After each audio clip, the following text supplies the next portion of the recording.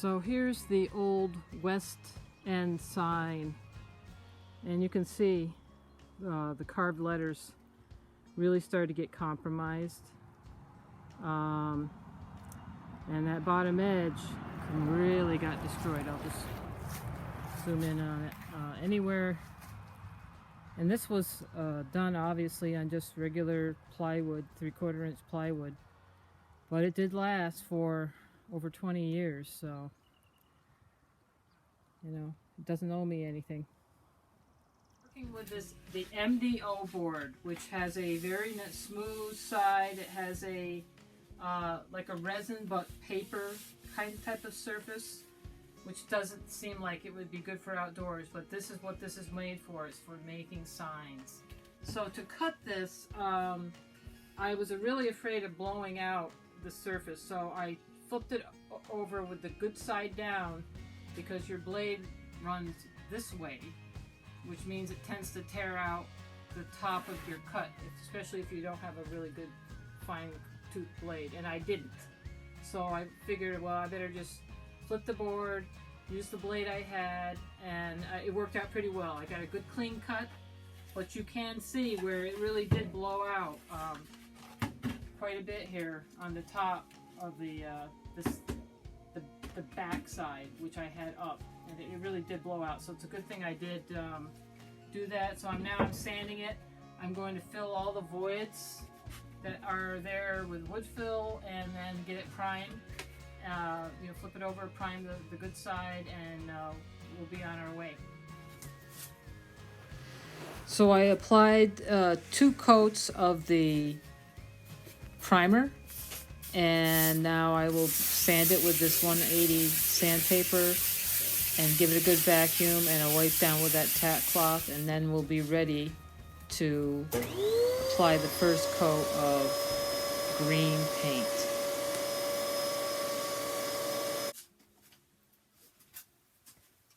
So getting ready to put the first coat on of the sign paint, the base coat, which is this Hunter Green.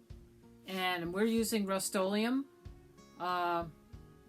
Same product here, but this is supposedly a little better. But anyway, I'm going to use up this and then final layer with that.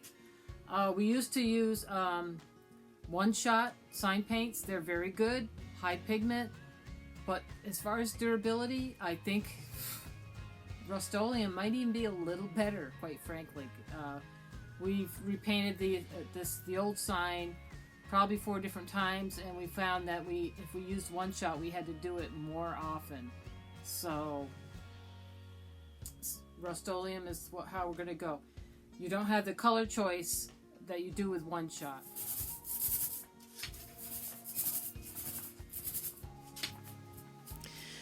The paint roller that I'm using is a foam roller. It will give you the smoothest surface.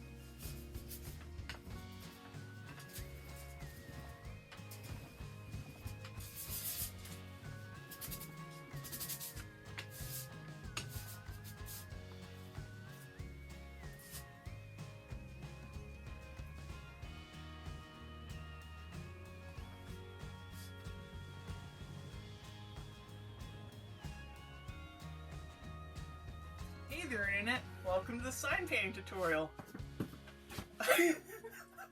Sorry. Keep going. Okay, sure. We're just doing a simple transfer situation. We've got this board that we've primed twice and painted twice with this green paint, and then we have this copy we did of the other sign that was already fixed up and painted. Word first, so we put some pastel on the back of this and then trace the lines with pencil. So we already did that. And now you can see that there's an image of the center word left. So now we can come back with some paint and just paint within the lines, essentially. And we used this pastel because it can easily be washed off the board, so the yellow won't be left behind. How's that surface for painting? It's pretty good. Yeah.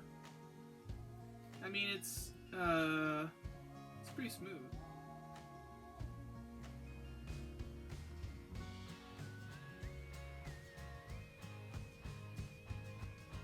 So layer 1 is done. Pretty good coverage for the first layer. The plan is we're going to get everything transferred over next time. We can't do it now because this is wet, but we'll get the rest of the letters transferred over and the first coat down for those two, and then we'll clean the board really good, get all the dust off from the transfer work, and then do the final coat of the letters.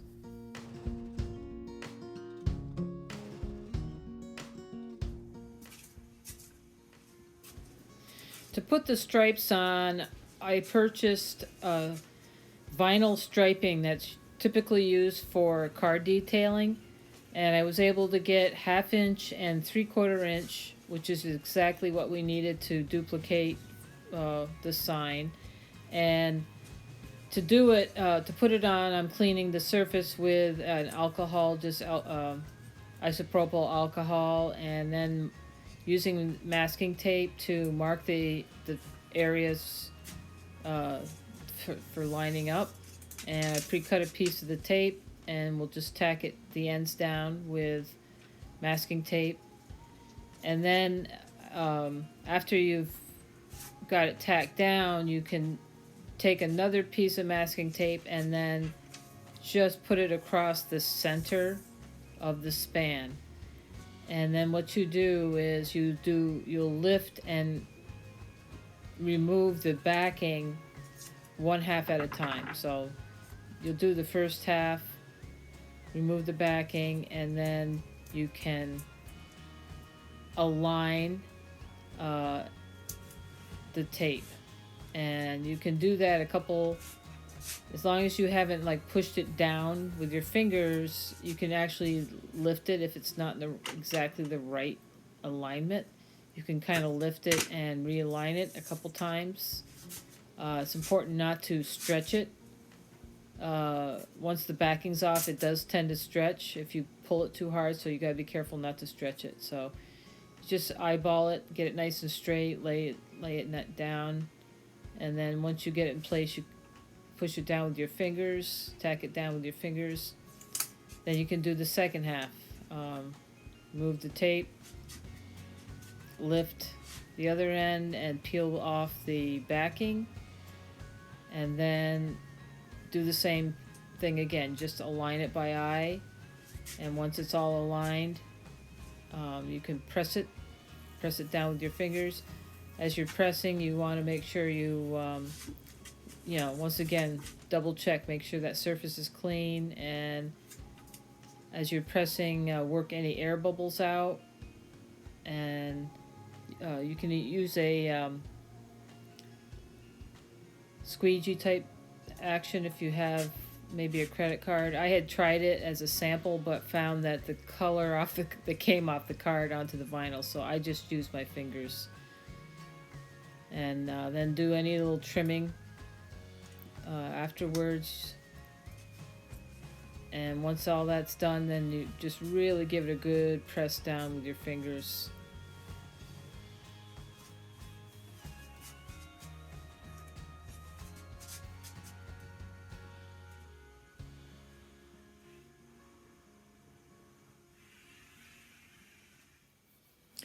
This is the end of Do-It-Yourself Business Sign Redo Part 1. Look for Part 2, which will be sign post hole digging and post prep and installation. Hope this video has been helpful. Thanks for watching.